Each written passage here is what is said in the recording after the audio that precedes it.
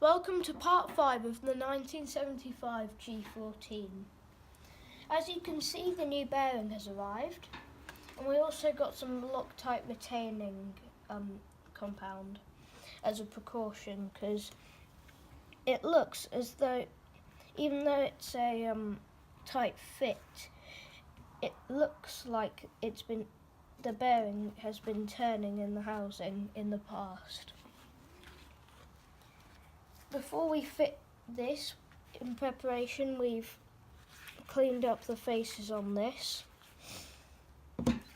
and the splines on the shaft, and it now moves freely on here. We've got the new bearing ready to be pressed into the housing. We've put some retaining compound around it. We've also cut down a piece of pipe to go underneath for the last bit, because the bearing will stick out both sides. We've also got a socket to go on top here and a piece of plate to go on top of that.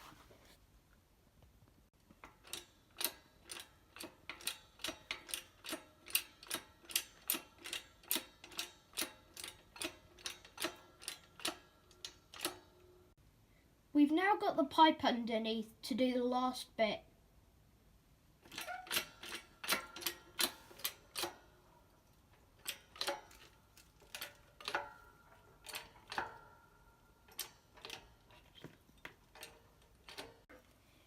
This is the bearing in the housing.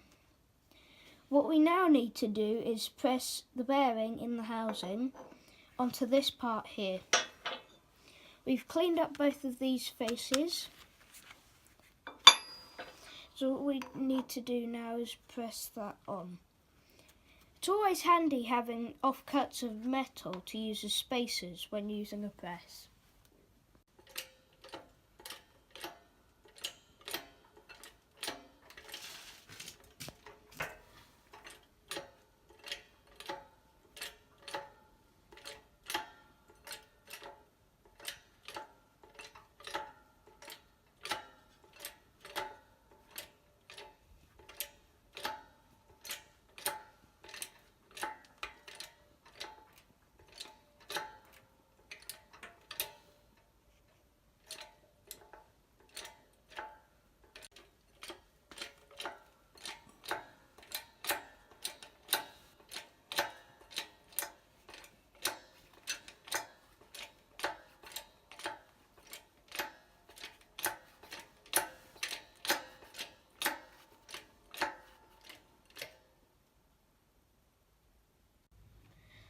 As the shaft sticks through the end, we've substituted our old metal spacer for a socket.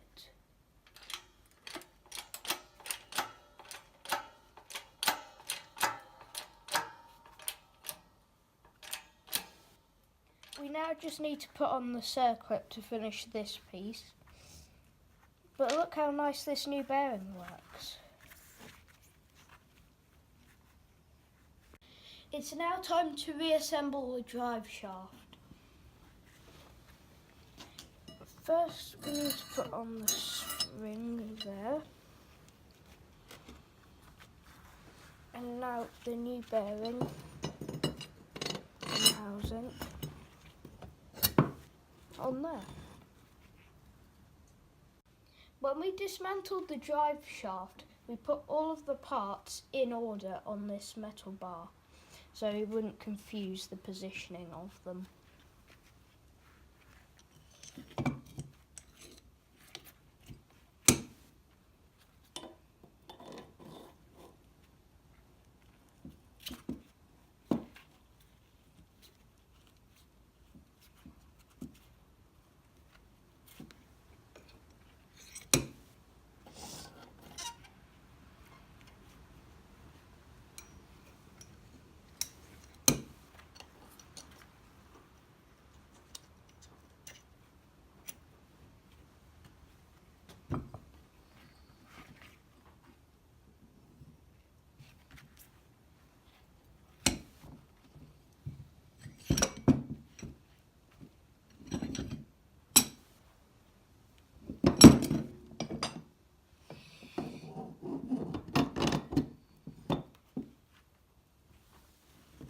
The end plate screws onto the shaft.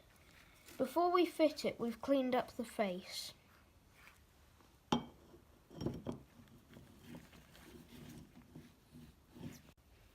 We've finished assembling the drive shaft and we've had a bit of a clear up. Now we need to put it on the tractor, but we probably won't get any video of it because A, it's a fiddly job, and B, it's hard to get a camera underneath the tractor. It's worth mentioning that we greased and cleaned these splines. Finally, and after about an hour of struggling, we've got the drive shaft in. The hardest part was probably the bolt holding the clutch fork to the chassis. The next job is to tighten it all up and make sure it's all in place properly. But that's all we've got time for this weekend. See you in the next one. Please subscribe to my channel, like this video and see our other videos. More to follow as we do more on this tractor. Bye!